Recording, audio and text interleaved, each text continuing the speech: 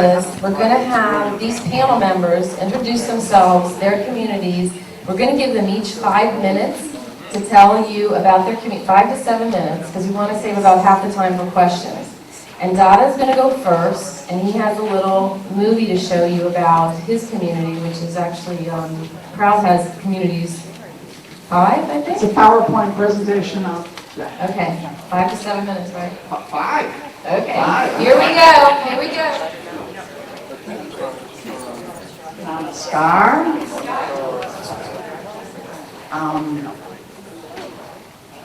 PROUT, briefly again, is the progressive utilization theory.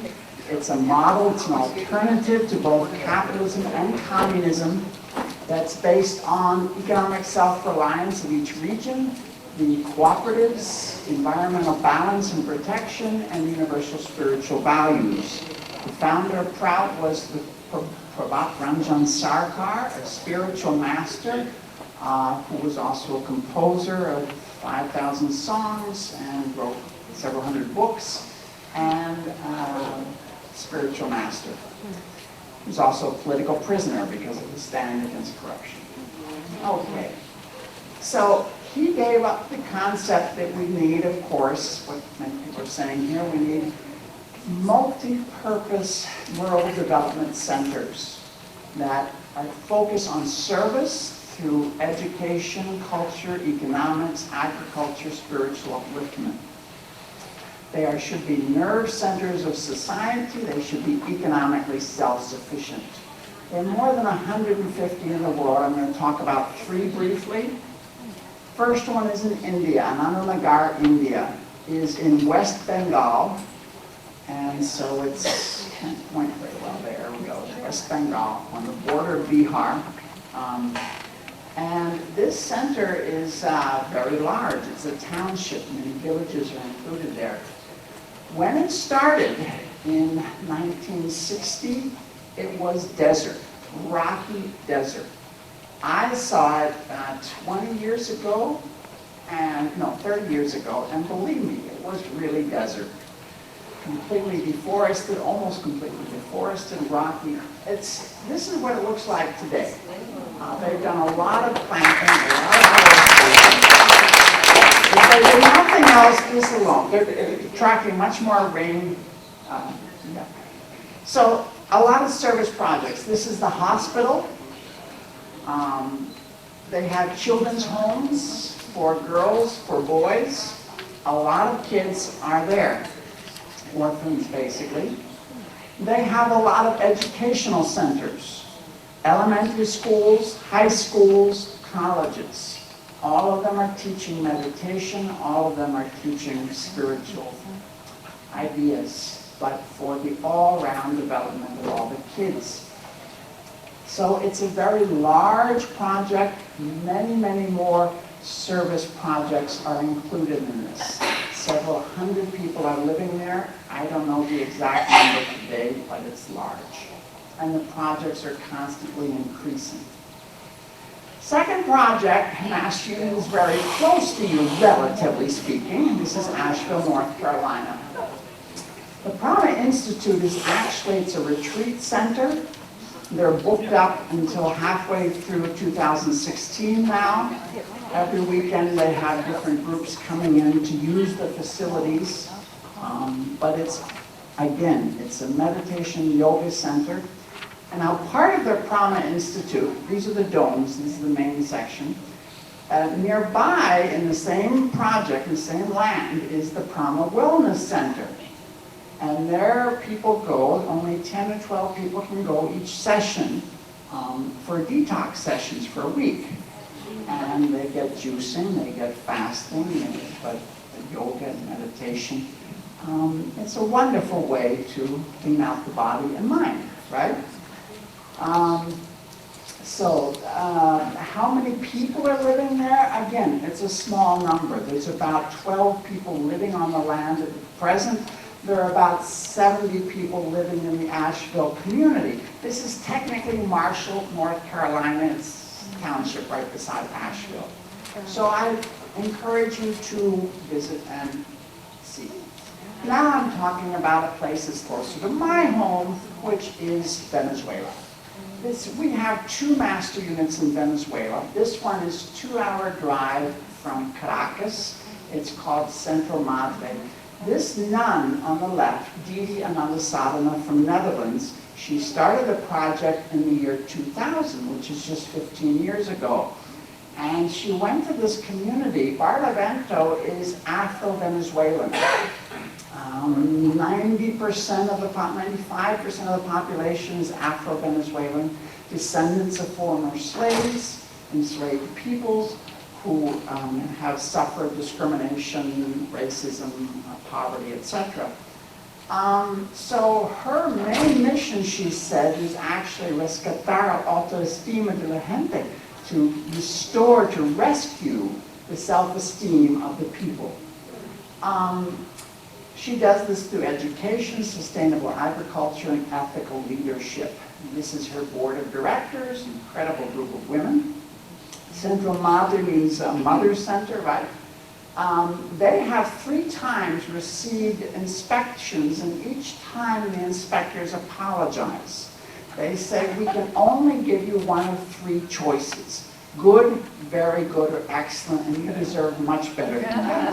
So we're sorry, guys, we have to stick you with excellent. Okay? Small-scale sustainable agriculture, it's a model recognized both by the national government, by the local government. The size of the project is so large, it's 8.3 acres. That's tiny, right? And yet, this small community, that they are producing 20 to 30 tons of guava every year. They've sold more than 70,000, this is their nursery, so they can grow 6,000 guava seedlings and other fruit tree seedlings at a time. They're selling them to farmers throughout the state, and actually throughout the country, because it's the cheapest tree seedlings possible. Now another thing that they're doing, this is a friend, Dada Maheshvarananda from the Philippines, Maharlika. He has been organizing local farmers in 8 different to form cooperatives to sell their products together, to cut out the capitalist exploiters, and to sell directly to the people from the farmers cooperative selling to the people directly. Another thing that Didi did in that particular project, she found that in many homes there were no books. Everybody knows how to read, but no books. So she started a lending library in each of the villages, a volunteer. There are 5 villages nearby, and in 3 of them, this has been going on for 7 years. One volunteer goes every week to each house that has children and says, look, here are books. Give us your book. We'll give you a new book or several books if you want. Only one condition: somebody has to read the book to the children every night. The same book every night, and the kids will love it, yes. And either mother, father, older sibling, right?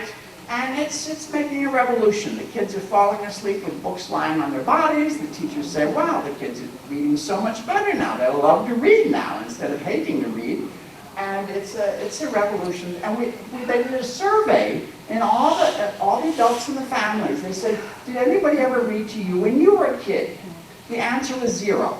One had been told oral stories by her grandmother, which is wonderful, but reading is also wonderful. And none of them had been read as kids, and all of them are reading as kids to their children. So it's a nice change. They have volunteers from around the country. Woofers come, woofers, willing workers in organic farms, right? But they get volunteers internationally and locally, and it's a beautiful project, and we have other projects. There aren't many people. This is small. This is like 8 people living there only, and another project, another part of the country, about 5 people. But for 15 years, they're making what I consider a very integral, holistic revolution in those communities. Thank you very much.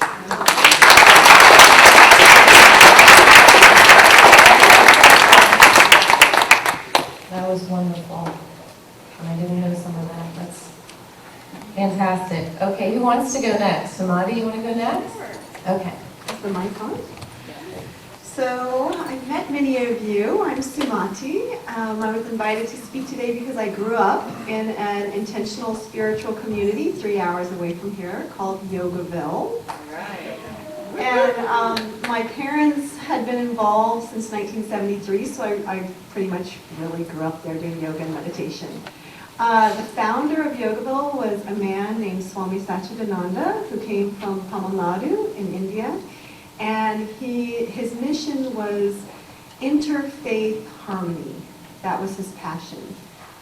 So Yogaville is based on that primary principle of accepting various cultures, peoples, religions, and yet maintaining your own strength of your beliefs and integrity in what you believe while accepting the beliefs of others. He first came up with the idea, Gurudev did, or Swami Satchidananda, when he was visiting Auroville in India and the Baha'i Temple in India. So when he came to the United States in 1966, he started talking about building a Yogaville. So the first Yogaville was in California, Northern California, and it was lovely, very beautiful, but it didn't have any natural springs on the property, and his intention was to have a sustainable community that could support itself.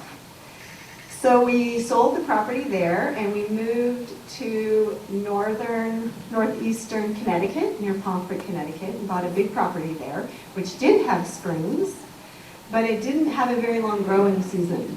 So that was still not satisfactory for Satchidananda.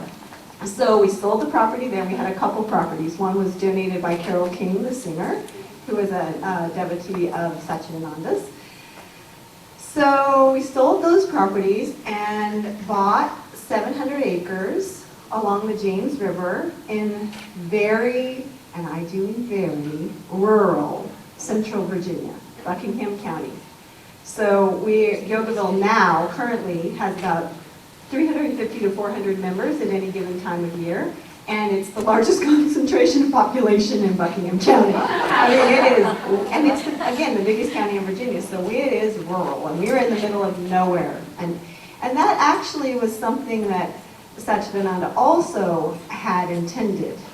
He set very strict principles of behavior for the 700-acre property, which is the ashram, Satchidananda Ashram, Yogaville. So the lifestyle guidelines are no smoking, like Damanhur, no drinking alcohol, no eating meat, fish, or eggs, no recreational drug usage, and no sex unless you're in a committed relationship with one person. And so it's strict. It's very strict. And what we have found is because of our lifestyle guidelines, we attract people who are in recovery or may have had some trauma in their lifetime. So they feel safe. They feel really safe. Like they come and they feel like, oh, I'm going to be okay here. I'm going to be safe and protected. So we really adhere to that on the 700 acres. Okay, so Yogaville is larger than the 700 acres. There is a main road, Woodland Church Road, a state road that goes down the middle of Yogaville. And on the 700 acres is on the riverside of the road. And on the other side of the road are about 150 individually owned properties, of which I live in one of those. And you basically can do whatever you want so long as you're obeying the laws of Virginia. So it's a lot more open and a lot more relaxed and a lot more possible for a householder or someone who's having an outside job and that sort of thing to live in community. But it's all considered Yogaville, the whole, big area. And it's very accepting and we're very protective of the 700-acre ashram. So there isn't much conflict between the two sides. We're very, we understand the importance of both ways of being. And we're very respectful of that. And I didn't mention that, of course, we do yoga and meditation. I've been meditating since I was 2, doing yoga since I was 5. That seems redundant because of the name, but So as well as the interfaith work that we're one of the biggest yoga teaching centers in America. So we train a lot of yoga teachers, and we tend to also specialize in medical style yoga, because one of Gurudev's devotees is Dean Ornish, Dr. Dean Ornish, and so we attract a medical population. So we teach yoga for arthritis, prenatal yoga, cancer patients, yoga for cancer patients, cardiac yoga, those sorts of things as well as yoga and psychology, anxiety, depression. So I think that gives you a little bit of a taste. I did bring some brochures finally. I remembered they were in my car. So they're out on the table with, they're out on the table with the drinks and snacks. So feel free to grab one of those. And I hope you all come and join us and visit sometime. You can come for a lunch. That's what I was just going to say. I've been to Yogaville twice. They have wonderful weekend programs, week-long programs. It's really reasonable, not expensive at all to go there and participate in the great food, the yoga in the morning. Yeah, I love it. Yeah, Great programs.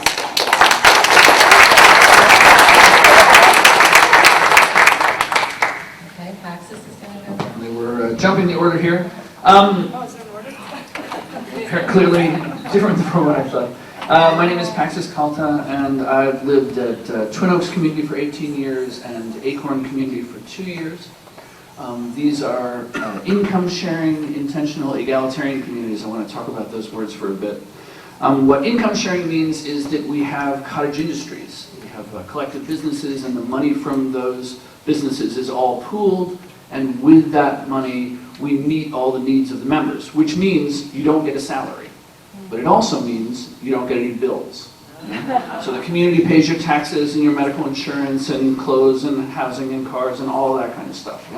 We get a $100 a month allowance for the things that the community doesn't pay for. Egalitarian means that everybody's work, it means actually several things. One of the things that it means is that everybody's work is evaluated the same. So if I am the manager of marketing for the hammocks business, which I am, then that hour of work counts just the same as the hour of work I spend teaching my son and other people in the homeschooling program that we have, or cleaning bathrooms, or making hammocks, or any of the 200 different jobs that it takes to run the community. And what an intentional community means, this is often said, but I think not as perhaps understood as it might be, is that we choose our own people. Yeah? If there's no landlord or property manager that's selecting, we have our own membership process, and that's when, and the communities, all these communities are intentional communities, we're all selecting our own membership. So a simpler way of observing what these income-sharing, intentional, egalitarian communities means in terms of understanding how they are different from the mainstream is that almost everybody who lives in these two communities that I spend my time has no wallet, no watches, and no keys. So if you think about how much you have to change your life to get rid of your watch, your wallet, and your keys, you can sort of understand where it is that we're going here. These two communities are quite different from each other. They're, they are more the same than the outside, but they have lots of different internal philosophical components. Acorn is a younger community. It's 22 years old. It's a smaller community. There are 30 people. It is an anarchist community, it is a feminist community, and what that means practically is that we run a $1.5 million business with no bosses and no budgets. Right? Twin Oaks is older, it's 48, it's larger, we have 93 adults and 15 kids. It is more structured. We have a planner-manager system, so it's not an anarchist internal system, it has a hierarchical structure. And what I said in the previous panel is what's important about these communities is that we're clever at being poor, right? Twin Oaks clocks in at half of the poverty line, right? So my personal taxes for last year, I didn't see this money, but my taxes are calculated legitimately, and I made $5,000 last year, right? Poverty line is something over 10,000. But I live an upper middle class lifestyle. And this gets back to this idea that the shift that we need to make is away from this idea that everybody's trying to be rich and clever. We're trying to be clever and poor, because the planet doesn't have a chance otherwise. Twin Oaks and Acorn are both embrace diversity communities, which means we do not say you have to stop smoking, you have to become a vegetarian, you have to worship Allah, you have to send your kids to homeschooling systems. As much as possible, we do not tell our membership what to do, which sounds lovely, but it means we have tremendous fights about things like should we shop at Walmart and all this. So there's a cost associated with embracing diversity. I am also involved, the Twin Oaks is part of the Federation, Twin Oaks and Acorn are part of the Federation of Egalitarian Communities, about a dozen communities across the country that do this kind of income sharing, and we have been sufficiently successful in Central Virginia where we have 4 of these communities in one county, that one of the projects that we have is the Point A project, which I'm a founder of and regularly involved in, which means I go up to New York and to Baltimore and to Washington, D.C., and we're helping new communities get started. We're running mini community conferences, and we're particularly interested in new income sharing communities, which, with the exception of one we just started in Baltimore, basically don't exist in those cities. So we have 4 of these in Central Virginia and none in New York City with 8.5 million people, and none in Washington, D.C. And the last thing I'm going to say is this is where you get to self-select. I have a number of these brochures for the Twin Oaks Communities Conference that happens over Labor Day. I'm going to hand them out, and you're going to get them, and there are not enough for the people in this room. So if you live in Europe and you're not coming, don't take a flyer. If you have a great friend who might be interested in this conference, you should perhaps take it. About 150 people come, about 50 communities are represented. This is where I met Laura. We were trying to get the secular communities and the spiritual communities to work more together. So take a flyer if this is something that you think you might attend.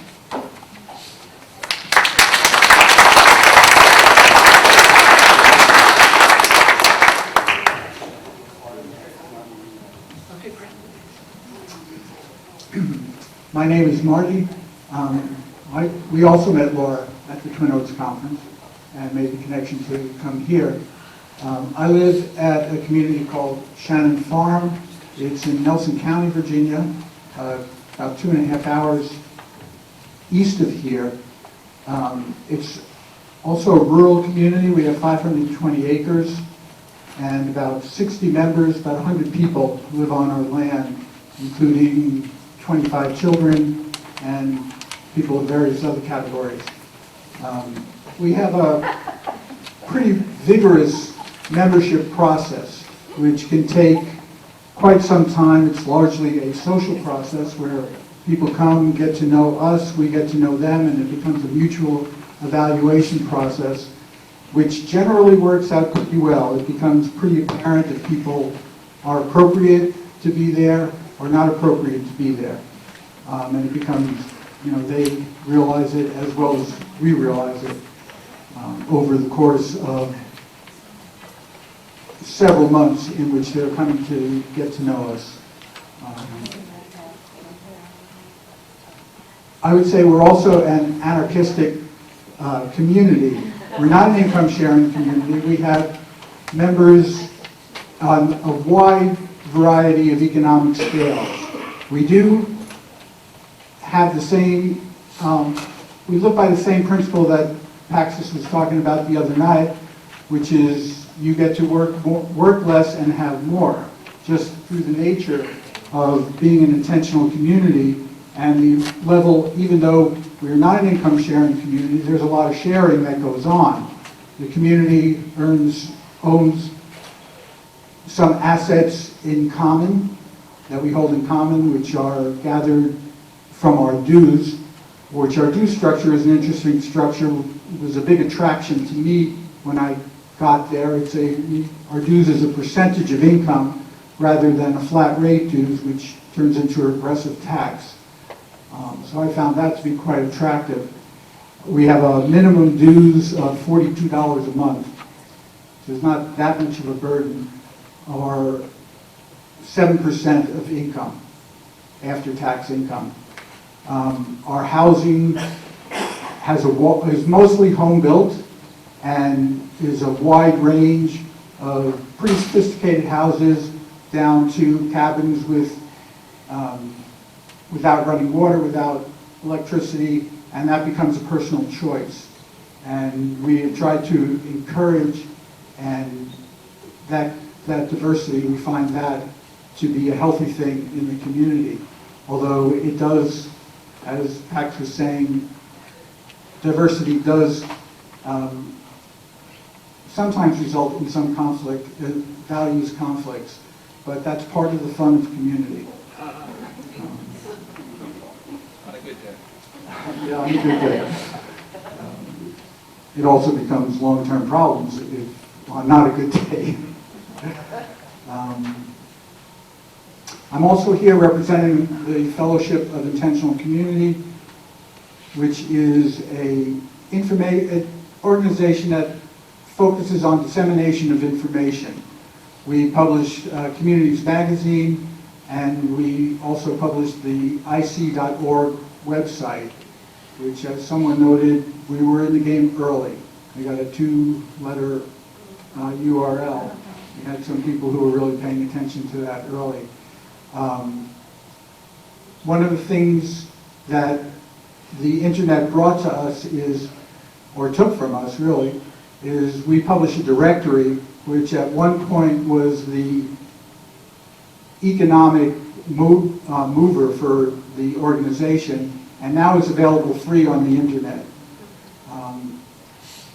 and is a great resource for people.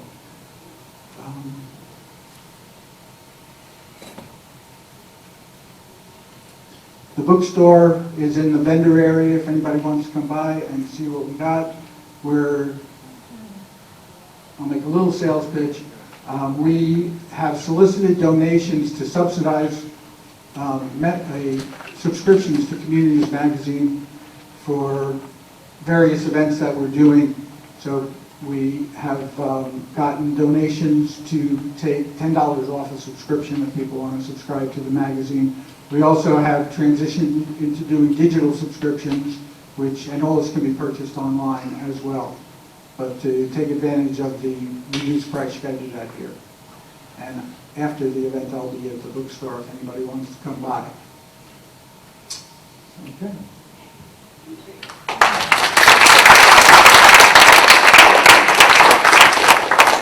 So we've heard a lot about Damanhur during the past few days, and you just saw the movie, so I'll try not to repeat what you've already heard.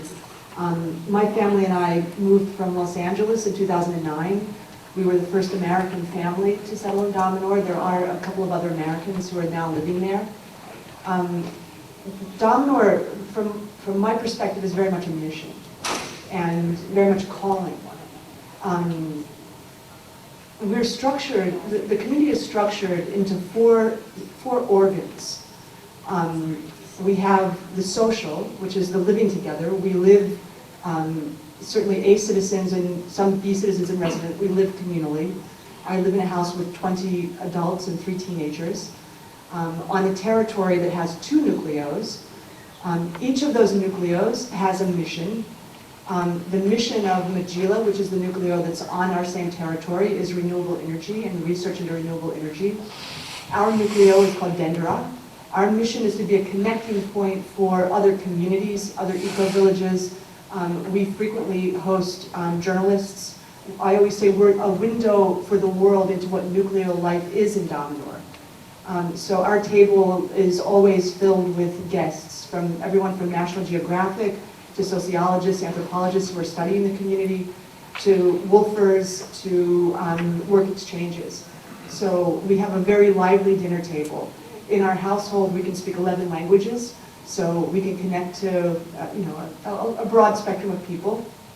So that represents one of the organs of Damanhur, which is the social. A second organ in Damanhur is what we call the game of life. And the game of life was started at a certain point where the realization that community has to stay dynamic. Anytime things stagnate and become too comfortable, that's when trouble starts. So the game of life is actually always throwing a wild card into the mix and keeping things interesting. So there have been, for example, years ago, there was a dinner that was hosted. And to come to the dinner, you had to create your own share, your own silverware, your own plates.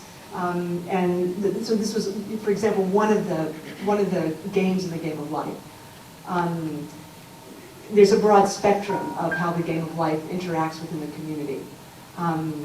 The third organ of Damanhur is the spiritual school.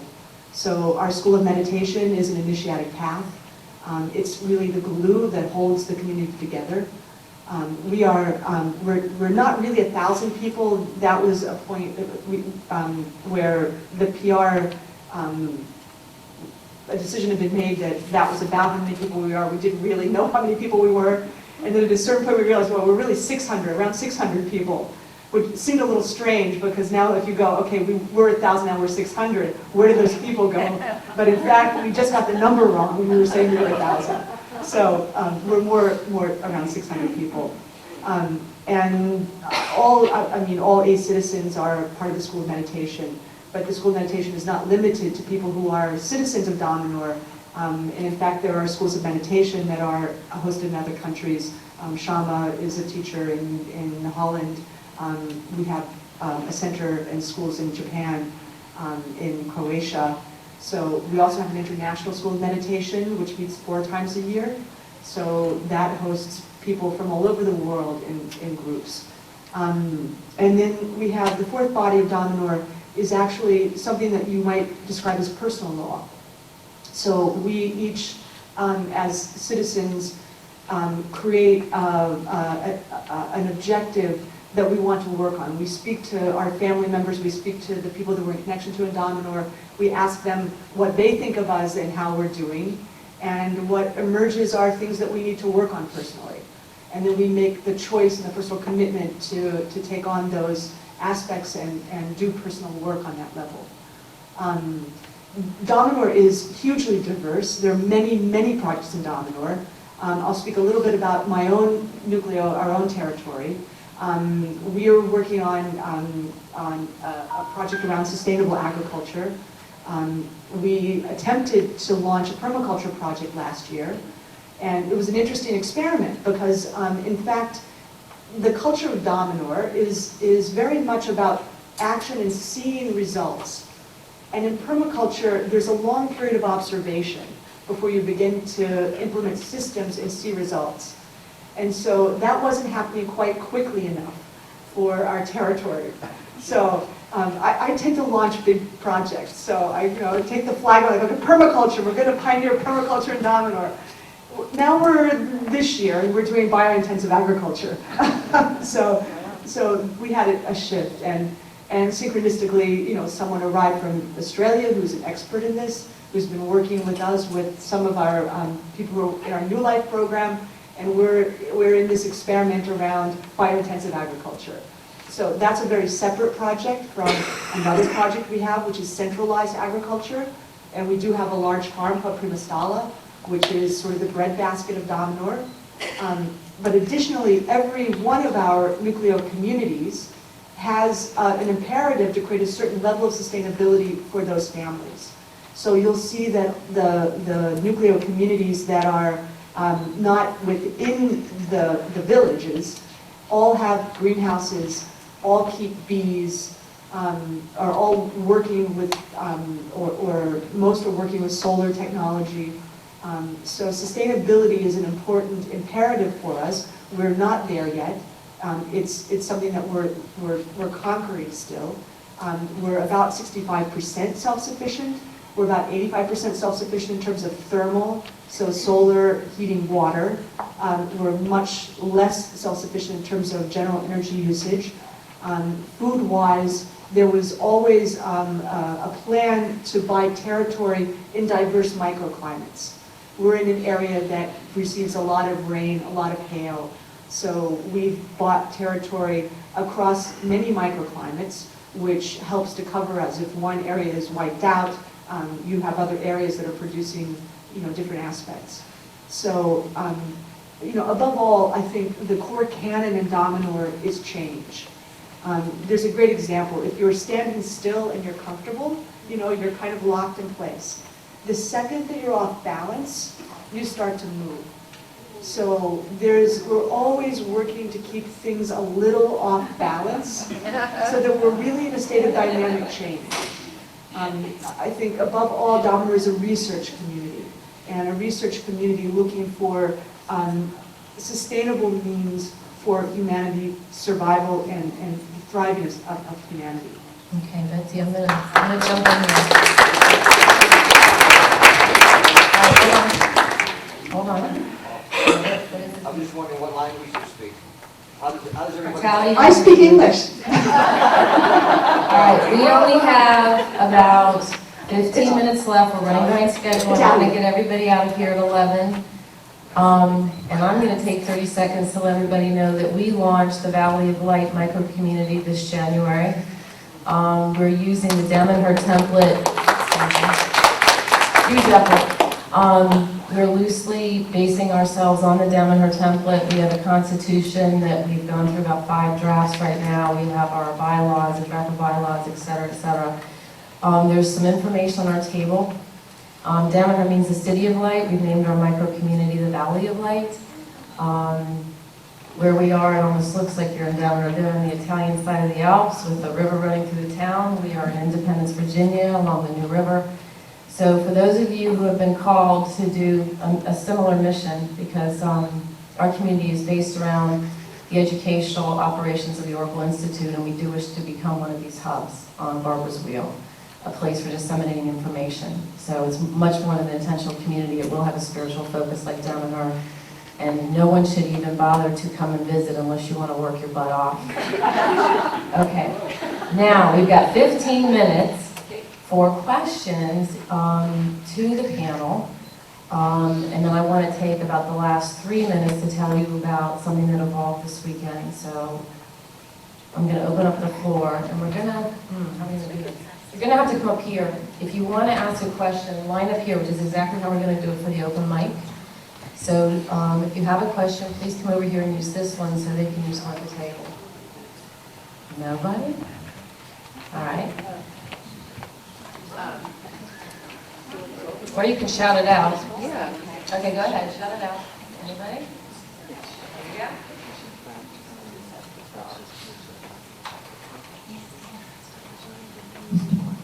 Yes, hi. The question I have is directed at all of you, but I think it might be a little bit more directed at Betsy, because you have very innovative healthcare in Damanhur. And I guess my question is, how do you handle aging as your population ages? Are they able to age in place?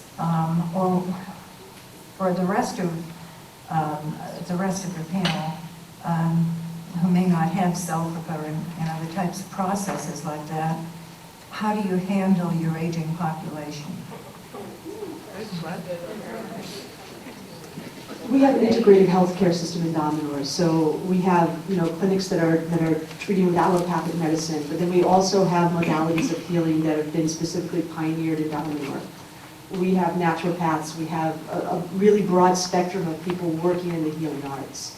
In terms of aging, it's always an evolution. So there's been a period of time where we've had a nucleo that's been focused not primarily on caring for Damanhurians, but the parents of Damanhurians. Most Damanhurians stay within the household, within the family, and are cared for. So we're sort of a cradle to grave kind of scenario in our nuclear families. We're really families. So we're supporting. We also have a solidarity fund. So if someone becomes incapacitated and are not able to pay their quota, we can vote to support them financially during any crisis. We also have, the Italian healthcare system is very different than the American healthcare system. I want Paxus to talk about this because they're doing incredible things with healthcare. Okay. You could do an hour-long workshop on healthcare probably at any of these workshops. What I want to talk about really briefly in terms of Hooks and Acorn is we have, the bottom line is that the communities are responsible for the healthcare of the people who are there, and we value the membership and don't want to send anybody away if we don't have to. And in the 18 years that I've been at Twin Oaks, no one, including the several people who have died in community, has had to leave. In terms of the finances, we have a cascading collection of insurances. We use self-insurance. We use the indigent care in the state of Virginia. But in terms of aging, what is interesting, I mentioned before, we have a quota members are required to work 42 hours a week, and when you reach age 50, your quota starts going down an hour a year. So I'm 58, so my quota is reduced by 9 hours. And this has a very interesting effect because what it means is that you don't suddenly retire. You don't find yourself in a situation where you are working full-time and now you're not working and you're not sure who you are, which is an identity crisis that I watched my father go through, and very often happens in the country. There's a whole bunch more to say, but that's a summary. Yes, we also built a hospice building in the community, which is used to take care of people in end of life circumstance. I also learned in the last Twin Oaks Community Conference that the fastest growing cottage industry for micro-communities in the U.S. is creating elder care facilities. The communities are starting to build these for outside members. I had the distinct pleasure of visiting Damanhur and also spending a weekend in Yogaville. And so my question is along spiritual and religious lines.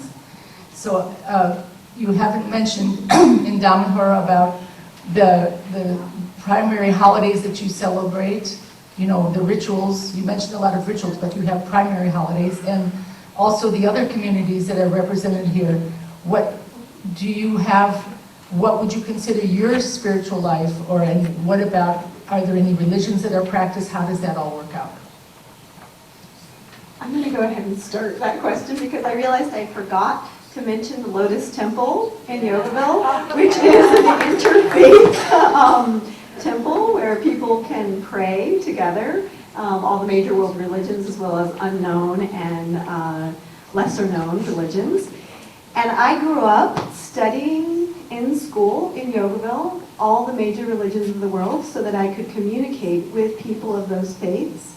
And we also celebrated all the major religious holidays for all the major world religions, which is a lot of holidays. But it's fun. It's really fun. So we do have members that are firmly grounded in their various faiths. And then we have a lot of members like myself who grew up there that consider themselves interfaith, and I'm a interfaith minister myself. So we have a variety, but we have a very, very strong interfaith mission in Yogaville. So in hopes of bringing more peace and harmony to the world in general. Yeah, please. We celebrate 4 great rituals in Damanhur. 5 great rituals in Damanhur. Which would be the 2 solstices, the 2 equinoxes, and the Day of the Dead. In addition, we have each month a full moon oracle. So on the full moon, we have that ritual that takes place. It's also open to the public and usually has quite a large attendance. And we have ritual going on all the time. So every day's a holiday. A working holiday. As I would think would be appropriate for an anarchistic community, we're secular. Although people are free to practice and be adherents of any religion they like, I think there is a general sense that spirituality in the community is connected to our stewardship of our 520 acres and taking care of that and being very conscious of what we do there on an ecological basis and preserving for our generation and future generations. One of our values, which we just revised a couple of years ago, has to do with preservation of the land and attention to the flora and fauna that reside there.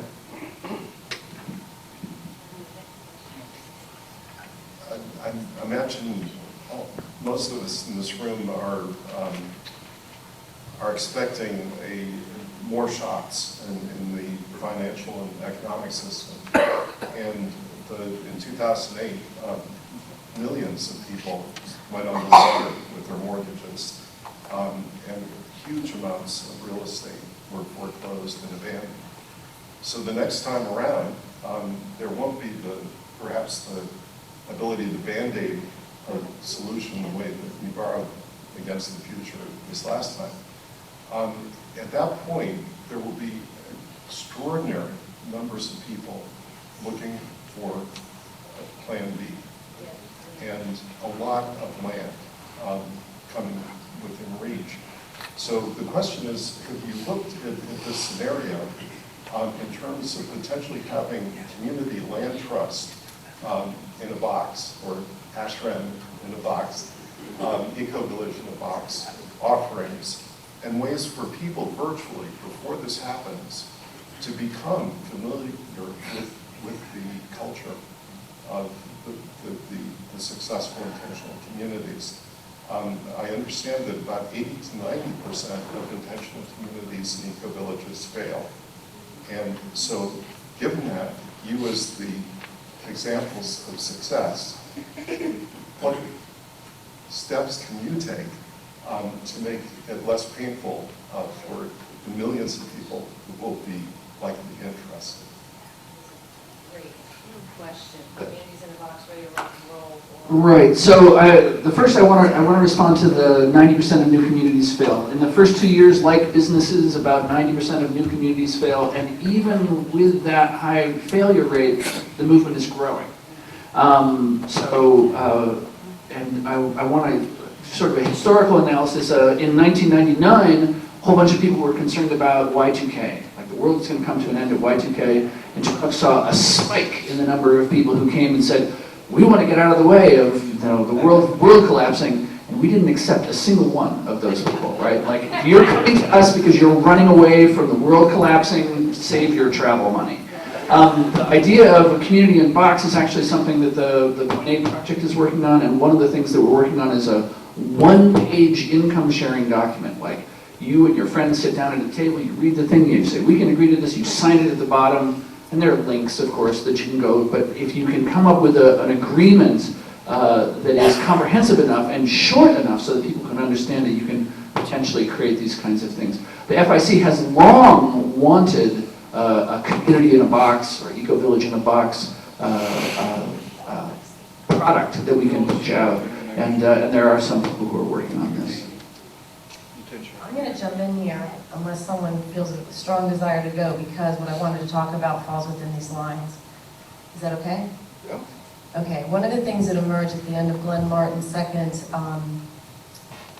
workshop yesterday was that with fresh eyes, Zach came in the room and Barbara Marks Hubbard came in the room, and there was some massive brainstorming that occurred in, seriously, 10 minutes. So here goes. This is what we would like to do. And I want you guys to chew on it and talk about it at lunch and try and see if by the end of the day you can go thumbs up or thumbs down.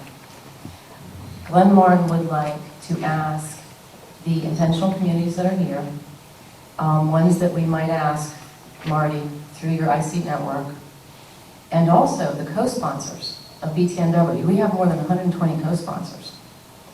If they would participate in a 2-year experiment, during which they would participate under the guise of the Earth Constitution, using that as a vehicle to coordinate effort, stay in touch with one another, see what else might evolve, and also to give Glenn a really good idea, because it's never been put into practice, whether this is a good tool. I personally think it's a beautiful tool, it's an elegant tool. I've read it, and I would change very little of the document.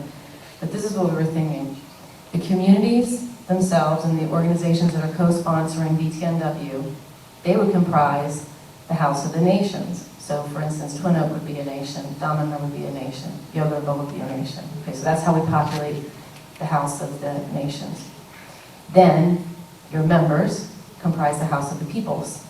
And the same thing with the organizations that co-sponsored, okay? I mean, just in my head, we're already up to well over 2,000-3,000 people. Okay? Then if we use the IC network to invite other micro-communities to participate in the experiment, I mean, I think we could get up to about a 5,000 person, maybe even 10,000 person population to play with this. Okay? Now the third house, and why I love the Earth Constitution so much, there's a house of the counselors who are, the way the Constitution reads, going to be academics from all over the world. In other words, these are the elders. They worked in the indigenous system of respecting elder wisdom, and making sure that there are experts, people who, are lacking in the U.S. Congress. So we asked Barbara, for instance, would she be in the council of the House of the Counselors? We asked Zach. Glenn can easily ask some of his academic peers to populate that branch of the government. And we don't have the whole thing worked out yet, but what Barbara suggested and what I feel very strongly about, and Glenn is, I think, jumping up and down about, is that we actually implement the Earth Constitution in this experimental format for a year or two. I think 2 years is really needed. And it ties in with your question about either communities in a box or the ability for people to tap in who aren't tapping in because they're panicking, but they're tapping in because they're motivated. And the adjunct members, and maybe they can, I'm making this up, we'll figure it out, but maybe if they're identifying with egalitarian communities, there are people who could say, for the purposes of this experiment, can I be a Twin Oaks member? And people who are loving Damanhur say, for the purposes of this constitutional experiment, you know, can I be a Damanhur member? We'll figure out the details, but I wanted this to percolate. It's 1 minute to 11. Can I have 1 second? Yes, Well, please. I mean, this is so great that you said that, but I would like to add a dimension to this. I'd like to add just a dimension to the idea that the already existing emergent communities testing out the emergent planetary structure, because you're already there. And I want to add a dimension that I'm involved with, is to be a global voice for the emerging world. And I have had the metaphor that our crisis is a birth of a co-creative universal humanity. And I have been making this up. Until now. I've been really good at making this whole thing up. And imagining it and having people want to do it. And all the various communities I'm involved with that are not land-based, but they're like my own, let's say 4,000 students who study conscious evolution. We're trying to see how they could become at least an internet community with applying this. So the piece I'm adding is for the people out there in the larger world who are communicators, that we get fed information. So we're not communicating in our imagination and as a potentiality, but as a reality. And so I would like to ask that those of you maybe working directly with Laura or anyone else who would like to work with me, and then I'm going to visit Damanhur, but my role will be a global voice for the fact that the new world exists.